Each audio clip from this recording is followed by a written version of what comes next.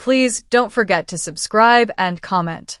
My name is Olivia Carson, and if someone had told me a year ago that I'd be telling the world about the most unexpected turn my life took, I would have laughed in disbelief.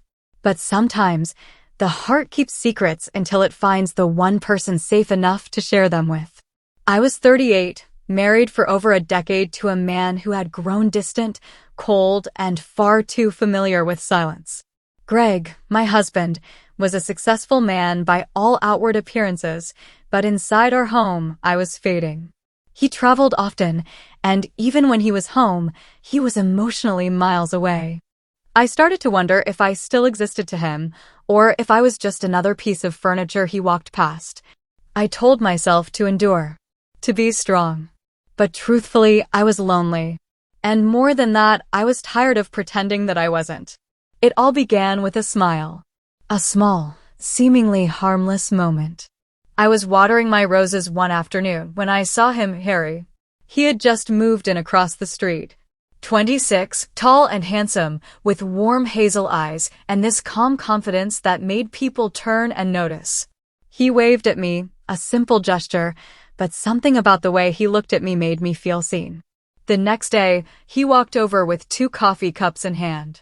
I accidentally brewed too much, he said, smiling. Figured you could use some. It was sweet, unexpected. I accepted the cup, thanked him, and we exchanged names. From then on, our short chats became part of my routine. He'd always make a point to stop and talk. A compliment here, a laugh there. I began to crave those moments like air. One evening, during a power outage, I sat alone in my candlelit living room when there was a knock on the door. I opened it to find Harry, holding 2 mugs again. Hot cocoa, he grinned. Didn't want you to be in the dark alone. It was innocent. Kind. But when he stepped inside, the air shifted. We sat close on the couch, and under that soft golden glow, we talked for hours. About our lives, our disappointments, the things we never told anyone else. I told him I used to paint, something I hadn't done in years. When our hands brushed, my heart skipped. And for the first time in a very long time, I didn't pull away. After he left, I held onto that cocoa mug like it was something precious. Because it was more than a drink, it was comfort, connection, hope.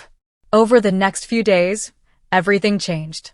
I found myself dressing with more care, smiling more, watching the window for any sign of him. We grew closer. Carefully, respectfully. But the spark between us kept growing. Then came that Saturday. Harry invited me over for lunch. I told myself it was just food. But the way he looked at me across the table, the way his knee brushed against mine, it said everything he didn't need to say out loud. "Are you happy?" he asked quietly. "No," I replied, surprised by my own honesty. "I'm not." He reached across the table, took my hand. "You deserve to be." When he leaned in to kiss me, it was soft, tender, but powerful. I felt something break open inside me, something I'd buried a long time ago. "I can't," I whispered, pulling away. "Why not?" he asked. "Because you're married, or because you've been told you're not allowed to want more?" I left, shaken but alive. My heart raced with guilt and desire all night. But the next morning, when Greg returned and didn't even notice the tears in my eyes, I realized I didn't owe anyone my silence anymore. Days later, I walked across the street and knocked on Harry's door. When he opened it, his expression said everything: surprise, hope, restraint. "I can't live like this anymore," I told him. He stepped aside, wordless, and I walked in. We didn't rush. We didn't fall into chaos. We sat on his couch, just like before, and this time, when our lips met, I didn't stop. He kissed me slowly, like he had all the time in the world. His hand slid gently around my waist. His lips brushed against my jawline, and for the first time in years, I felt like a woman. Not a wife. Not a caretaker. Just me. We held each other. Explored each other's presence, breath, and energy. It wasn't about sex. It was intimacy in its purest, most electric form. I could feel the restraint in his touch, the respect behind every move. And I knew I wasn't just an escape for him. I was something he truly wanted. I didn't sleep over. I went home at midnight, heartbeat loud in my chest, emotions crashing over me like waves. Weeks passed. Harry never pressured me. He was patient, kind, always nearby, always open. Then one night, he texted me, "Meet me on the hilltop. Midnight. Trust me." I slipped out of the house like a teenager.